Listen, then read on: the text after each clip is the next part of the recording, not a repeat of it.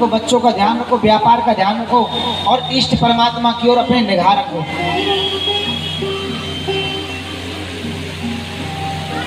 जितना हो सके परमात्मा की ओर मुड़ो।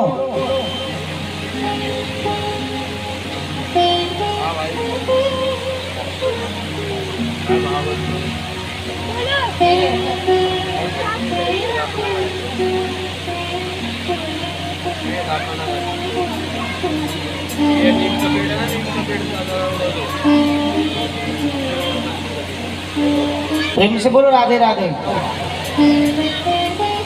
इस प्रकार से संग को जीतना चाहिए।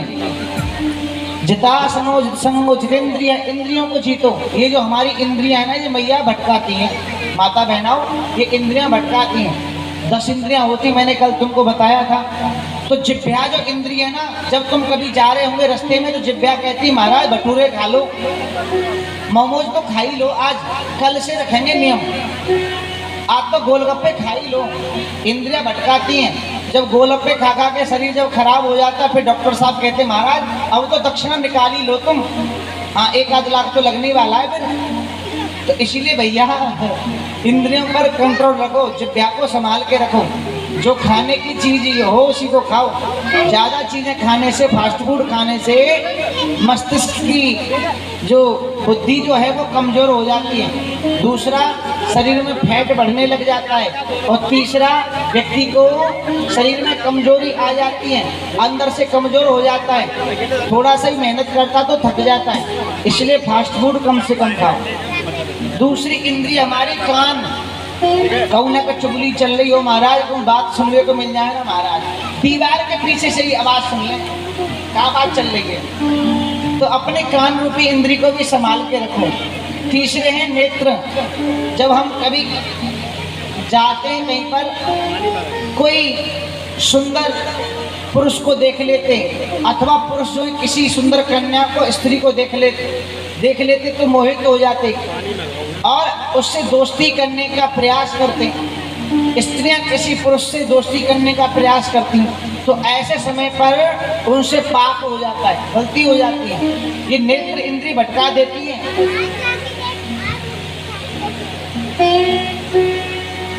ये नेत्र इंद्री जो है वो भटका देती है। इसलिए नेत्र इंद्री के बहकावे में ना आए। सुंदर स्वरूप देख करके मोहित ना हो किसी पर। अपना पति कैसा भी है वो, अपनी पत्नी कैसी भी है वो अपनी है महाराज, दूसरे के चक्कर में ना पड़ना कभी, किसी के घर बर्बाद हो जाएगा। ये इंद्री जूते पड़ाने वाला काम कर देती है, नेत्र इंद्री कभी कभी। और ये नेत्र इंद्री ही कल्याण कर देती है जब भगवान का दर्शन पाती है। इसलिए कभी किसी के बहकावे में ना आए। तीसरी इंद्री जो है वो त्वचा है, ये भी ज्ञान कराती है। त्वचा इंद्री का व्याख्यान तो आप सभी समझते ही हैं।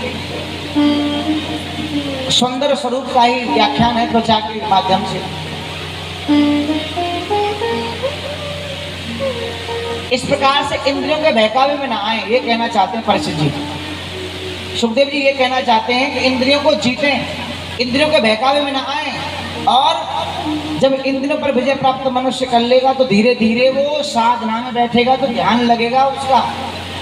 वरना जब मनुष्य जब ध्यान लगाता है तो उसको कुछ भी ध्यान में नहीं आता है। उसके ध्यान में तो संसार ही आता है महाराज, परिवारीजन, कुटुंबीजन, काम काज ये ध्यान में आता है, जो तो बंद करता है।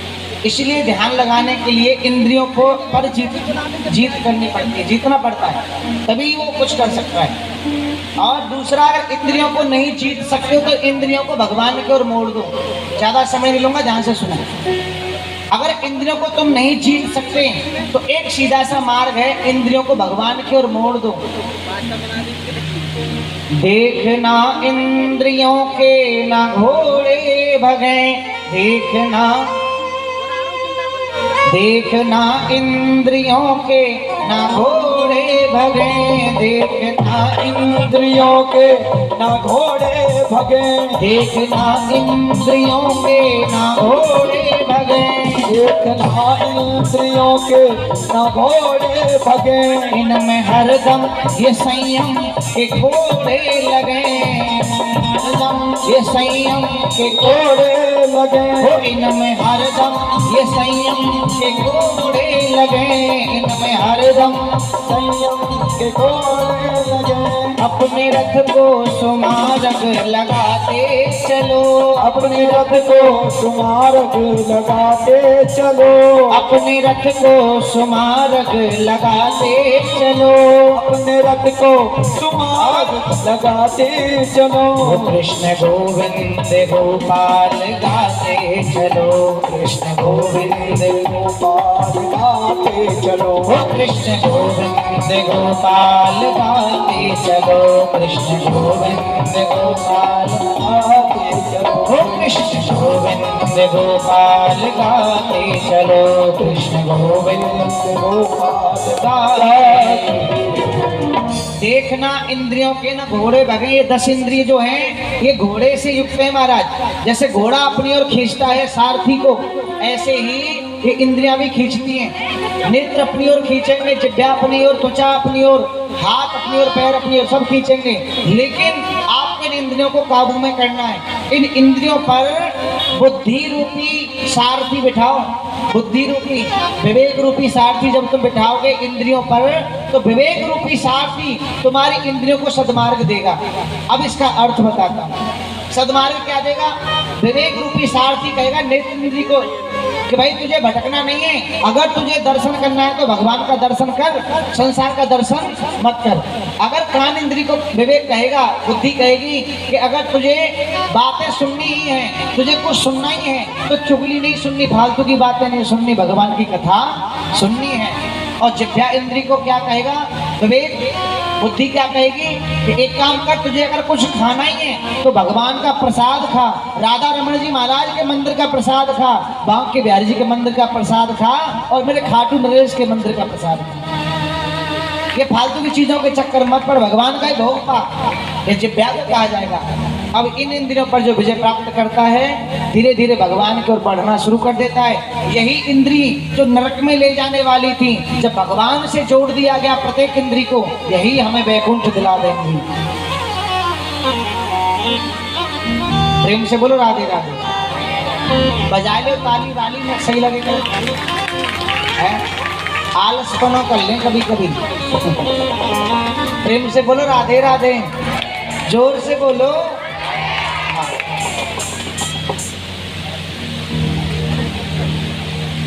इस प्रकार से आपको जो है इंद्रियों को जीतना चाहिए।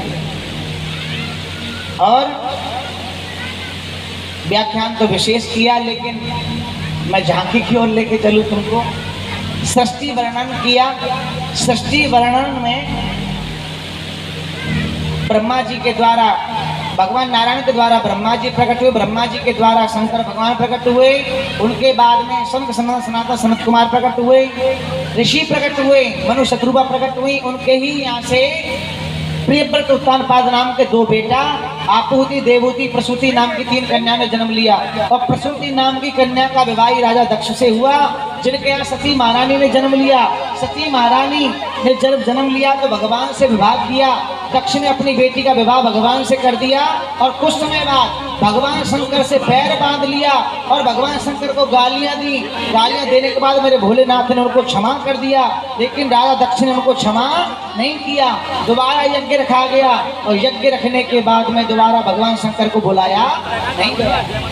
जब बुलाया नहीं गया तो पति के यहाँ, अपने पिता के यहाँ कोई उत्सव हो तो बेटियां बड़ी खुश होती हैं। सती महारानी बोली, हे भोलेनाथ तुम नहीं जा रहे तो मैं चली जाऊं। भगवान ने कहा तुम्हारी जैसी इच्छा। आज सती महारानी चली गई, लेकिन वहां अपने पति का, भोलेनाथ का जब स्थान नहीं देखा तो नाराज हो गई। राजा दक्ष से कहा, हे राजा दक्ष तुम अहंकारी हो, और अहंकारी की मैं कभी बेटी बनना नहीं चाहूंगी। इस शरीर को अभी नष्ट कर दूंगी। यज्ञ में कूद पड़ी और शरीर को नष्ट कर दूंगी। जैसे ही नष्ट किया शरीर को, भगवान शंकर क्रोधित हो गए, वीरभद्र को भेज दिया, जाकर के यज्ञ को नष्ट कर दे वीरभद्र, और जाकर के जिसने मेरी पत्नी को दुख दिया है, जो राजा दक्ष है, अहंकारी है, उसका सिर धड़ से अलग कर दे। वीरभद्र भागा भागा गया, भगवान शंकर के बिना, भगवान शंकर को भाग दिए बिना जो ऋषि बैठे थे, किसी के दांत तोड़ दिए, किसी की जटा फाड़ दी और उन सभी की पिटाई की वीरभद्र ने। खीर का भगोना उल्टा कर दिया, पूरा आंगन में जो पात्र रखे थे सभी बिखेर दिए गए और भाग करके गया अपना खड़ग लेकर के, अपना तलवार लेकर के। उसी समय राजदक्ष का सिर धड़ से अलग कर दिया और जैसी राजदक्ष की मृत्यु हुई, सभी देवता वहां प्रकट हो गए, भगवान शंकर के पास में गए और जाकर के भगवान शंकर की स्तुति करी है बड़ी सुंदर। कर्पूर गौरम करुणावतारम, कर्पूर गौरम करुणावतारम, कर्पूर गौरम करुणावतारम, कर्पूर गौरम करुणावतारम, संसार सारम भुजगेन्द्रहारम, संसार सारम भुजगेन्द्रहारम, सदा वसंतम हृदयारविंदे, सदा वसंतं हृदयारविंदे, भवं भवानी सहितं नमामि, भवं भवानी सहितं नमामि, भवं भवानी सहितं नमामि, भवं भवानी सहितं नमामि।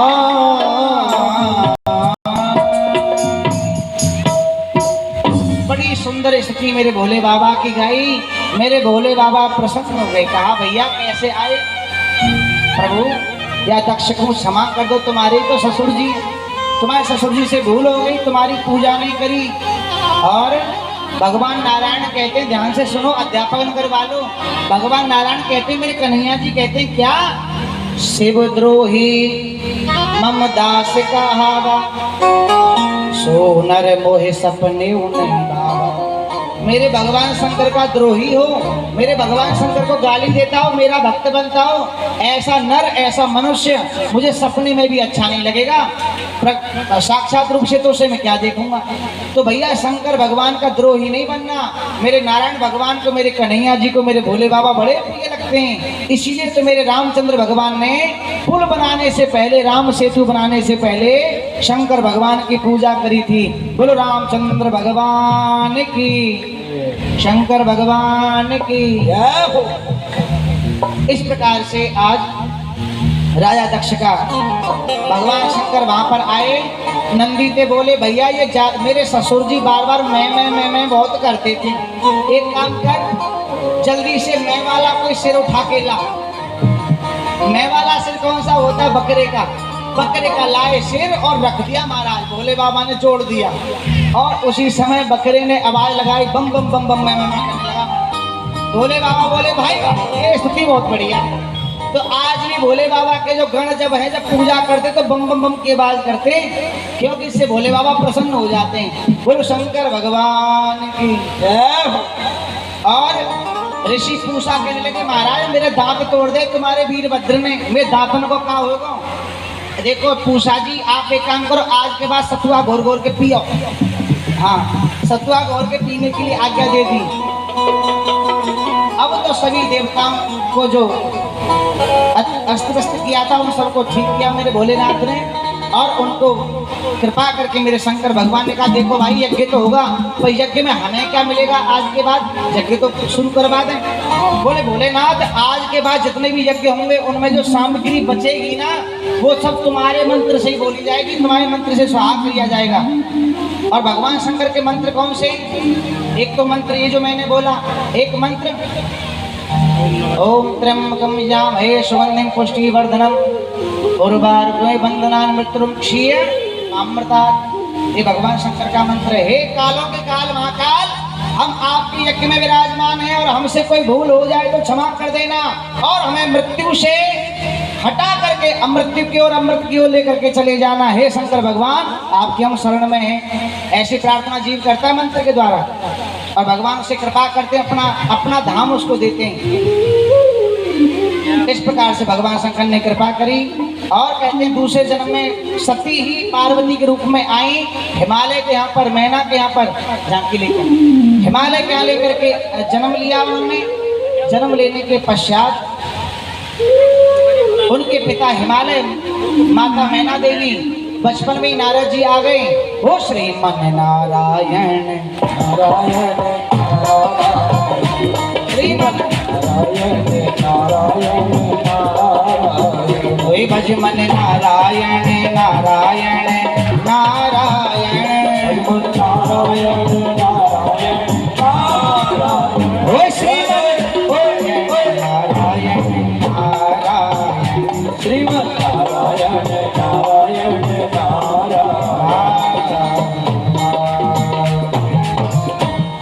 नारद जी आगे आकर के हस्तरेखा देखी किनकी, पार्वती जी की, और हिमालय राजा से कहा राजन, आपकी बेटी के जो पति होंगे वो ऐसे होंगे, त्रिलोकीनाथ होंगे और सभी संसार में की जय जयकार किया करेगा, ऐसे से विवाह होगा। अब तो कन्या ने भगवान शंकर की तपस्या की, सप्तऋषि आए वहां पर आकर के पार्वती जी की परीक्षा ली गई, परीक्षा में उत्तीर्ण हुई। जब देखो, जब कोई गुरुजी अपने शिष्य को जब ज्ञान देते हैं तो गुरुजी चेला की परीक्षा भी लेते हैं कि ये चेला ने कुछ सीखा कि नहीं सीखा। और जो चेला सत्संग सुनने से पहले भी कुछ नहीं जानता था, सत्संग सुनने के बाद ही बराबर रहता है, गुरुजी ऐसे चेला को अपने से दूर कर देते, भाई ये कुछ सीखने वाला नहीं है, क्योंकि इसके अंदर भक्ति ही नहीं है, विवेक ही नहीं है, ज्ञान ही नहीं है, ये तो इसके अंदर श्रद्धा भी नहीं है। अगर ये श्रद्धा रखता तो कुछ अपने गुरु के द्वारा सुनाए वचनों को हृदय में जरूर धारण कर लेता।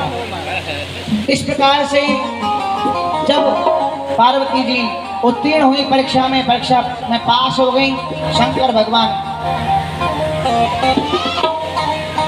से जाकर के शंकर भगवान ने जब अपनी सती महारानी के शरीर को जब नष्ट पाया था ना, तो ये विचार कर लिया था विवाह नहीं करूंगा, विवाह करने का बहुत कष्ट पाना पड़ता है।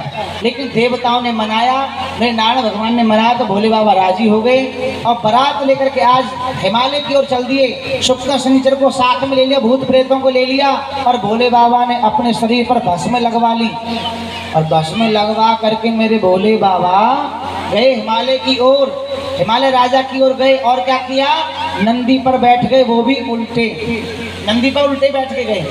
अब तो गौरा मैया की सखियां कहने लगी, ओ सुने मेरी गौरा पार्वती, तेरा भोला बड़ा निराला है। सुने मेरी गौरा पार्वती, भोला बड़ा निराला है।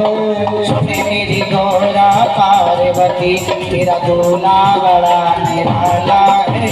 सुने मेरी गौरा पार्वती, तेरा दूल्हा बड़ा निराला है। दूल्हा बड़ा निराला है, तेरा दूल्हा बड़ा निराला है, दूल्हा बड़ा निराला है। हम सब बड़ा निराला है। सुन मेरी गौरा पार्वती, तेरा दूल्हा बड़ा निराला है। सुन मेरी गौरा पार्वती, ताली बजा करके सभी ताली बजाएं, जय हो।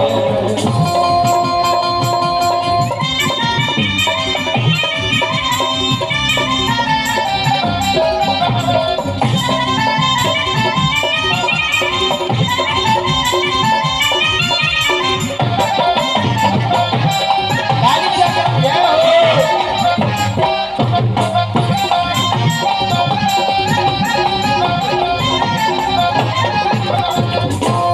बोलो वृंदावन बिहारी लाल की, शंकर भगवान की। शंकर भगवान पार्वती मैया खड़े हो जाएं, दोनों खड़े हो जाओ, दोनों खड़े हो जाओ। इनके हाथ में वरमाला दी जाए। भोले बाबा ने किधर को तो देखो। अच्छा भोलेनाथ और पार्वती मैया देखो, हम तुम्हारा विवाह करवा रहे हैं, हमारा दक्षिणा तो मिलेगी ना मिलेगी?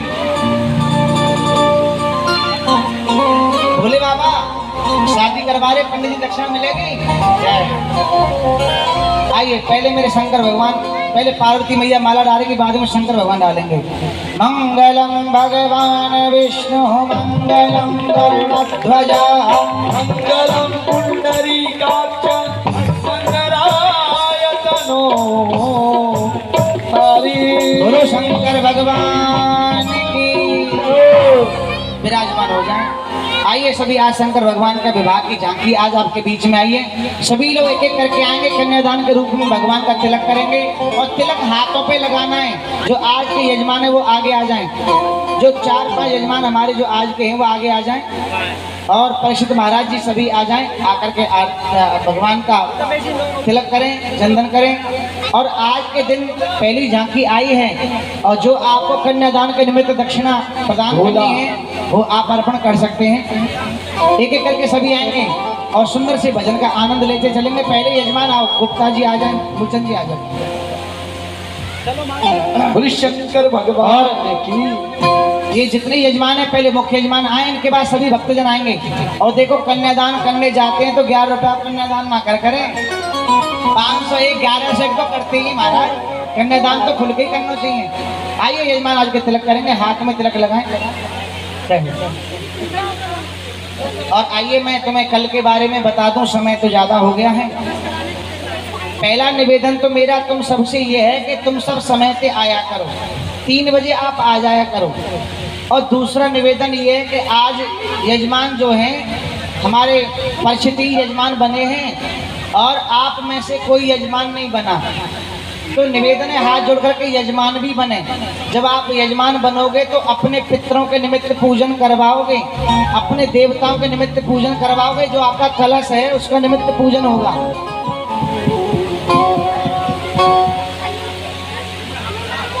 और एक बात और, जब पूजन होता है तो ग्रह नक्षत्र जितने भी हैं उन सबकी शांति के लिए पूजन होता है। और हम ब्राह्मणों ने कुछ दक्षिणा नियुक्त की है, किस लिए पूजन की दक्षिणा नहीं है, वो सामान की दक्षिणा है। आप घर पे सत्रानी कथा करा के देखो महाराज, कम से कम 1000-1200 का तो सामान आ जाता है। 1000-1200 का सामान आता है। फूल माला, घी, मिष्ठान, फल मिष्ठान वगैरह न जाने कितनी चीजें लानी पड़ती है, लौंग इलायची सुपारी। लेकिन आप जितने ही भक्त यजमान बनेंगे उन सभी को मात्र 201 रुपए की दक्षिणा रखी गई है। 201 रुपए की दक्षिणा आप पंडित जी को दे करके, और आपको सामान लेके नहीं आना, सामान स्वयं पंडित जी ले आएंगे। आप खाली पूजन कराने के लिए आ जाइए बस। समय आप अपना नियुक्त कर सकते हैं, 10 बजे का, 9 बजे का, 8 बजे का, 7 बजे का। 7 बजे से पहले वो समय मत रखिए बस, क्योंकि 7 बजे से पहले हम नहीं आ सकते, हम दूर से आते हैं। प्रेम से बोलो राधे राधे।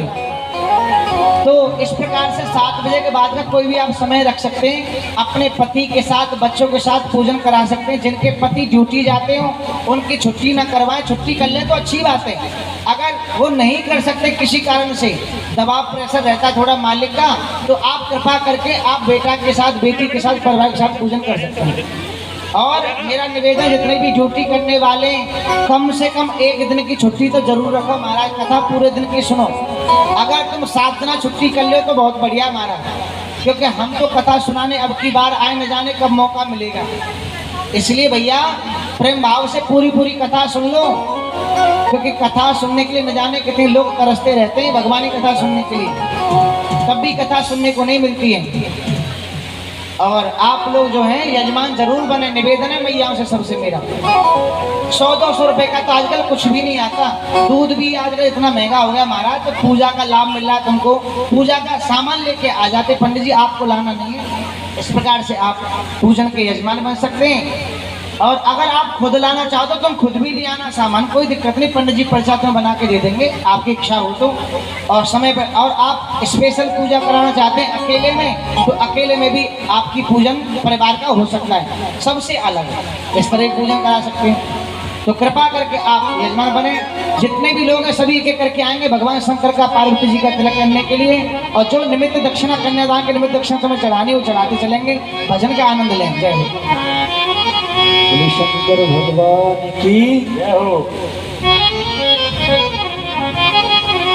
कि मैं हिमाचल की बेटी मेरा भोला बसे काशी, सारी उम्र तेरी सेवा करूंगी, बनकर तेरी दासी। और आइए दोनों हाथ से ताली बजाकर कि ऐसा डमरू बजाया। ये बात शंकर भगवान की, ओ ऐसा डमरू बजाया भोलेनाथ ने, सारा कैलाश पर्वत मगन हो गया। ऐसा डमरू बजाया भोलेनाथ ने, सारा कैलाश पर्वत मगन हो गया। सारा कैलाश पर्वत मगन हो गया। सारा कैलाश पर्वत मगन हो गया। सारा कैलाश पर्वत मगन हो गया। ऐसा डमरू, ऐसा डमरू, ऐसा डमरू बजाया भोलेनाथ ने, सारा कैलाश पर्वत मगन। सारा कैलाश पर्वत, मुझे तो ऐसा लग रहा है आप सबने कुछ खा लिया है, या खा लिया है तो ऐसा खा लिया है कि उठने का मन नहीं कर रहा है ना। बारात में चलते हैं भोलेनाथ की तो बैठे बैठे जाएंगे, क्योंकि भोलेनाथ के सबसे ज्यादा मंदिर हैं। कितने? सबसे ज्यादा। अमरनाथ, केदारनाथ, पशुपतिनाथ, काशी विश्वनाथ। देखो सारे नाथों के नाथ हैं। अपने अपने स्थान पे खड़े हो और बारात में चलते हैं और यही कहना है कि ऐसा डमरू बजाया भोलेनाथ ने, सारा कैलाश पर्वत मगन हो गया। ऐसा डमरू बजाया भोलेनाथ ने, सारा कैलाश बजाया।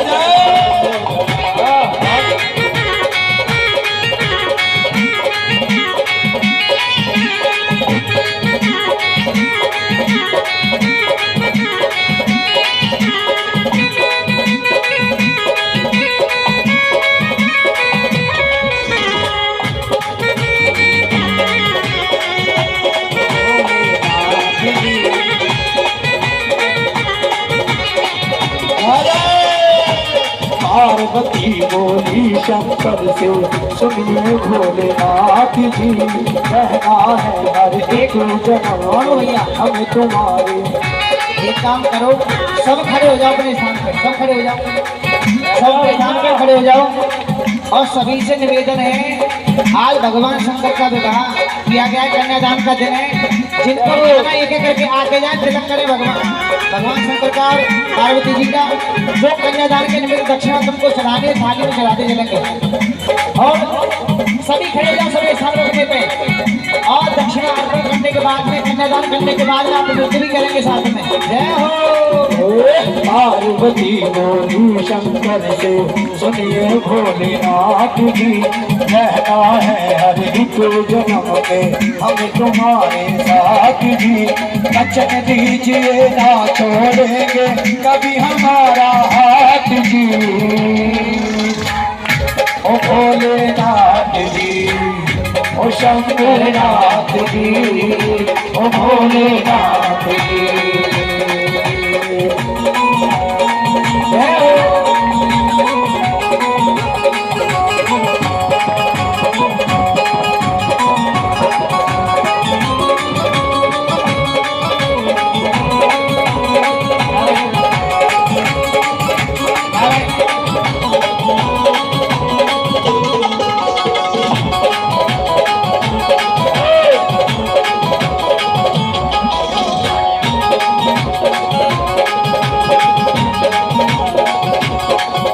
और दोनों हाथ उठाकर, क्योंकि अभी कुछ समय के बाद में सावन का महीना आने वाला है और शिव भक्तों में अलग ही उमंग होगी, अलग ही उत्साह होगा।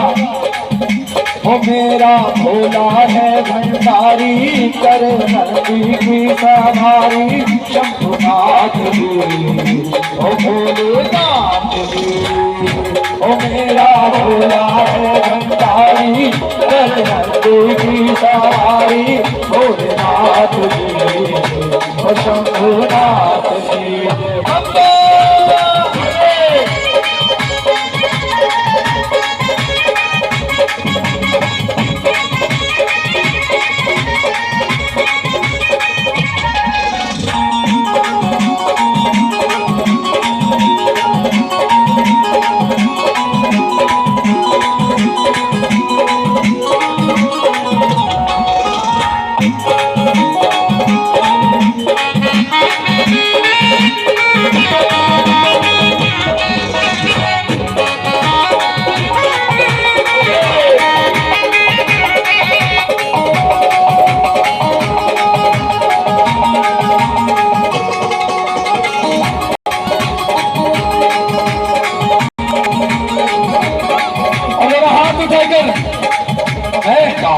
बन जाती शिव शंकर डमरू वाले की, मैं दासी बन जाती शिव शंकर डमरू वाले की, मैं दासी बन जाती शिव शंकर डमरू वाले की, मैं दासी बन जाती शिव शंकर डमरू वाले की, मैं तो दासी बन जाती शिव शंकर डमरू वाले की, मैं तो दासी बन जाती शिव शंकर डमरू वाले की।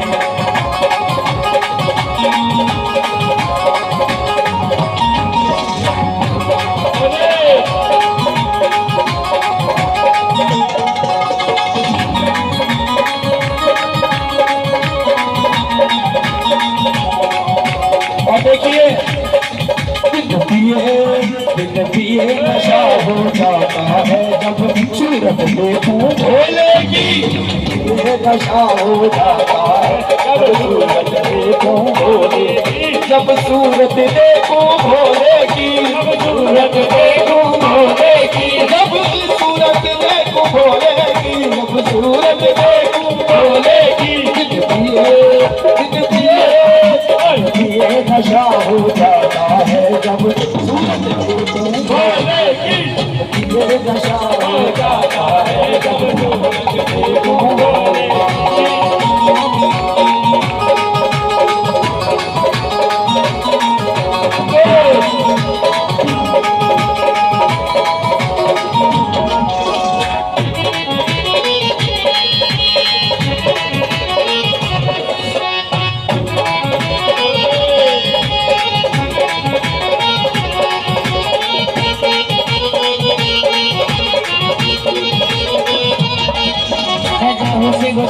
काटा लगे ना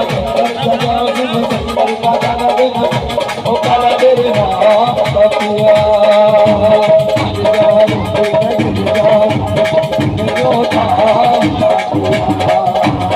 जय शिव शंकर काटा लगे ना तेरे नाम पतिया जाओ मर जाओ जब मुझे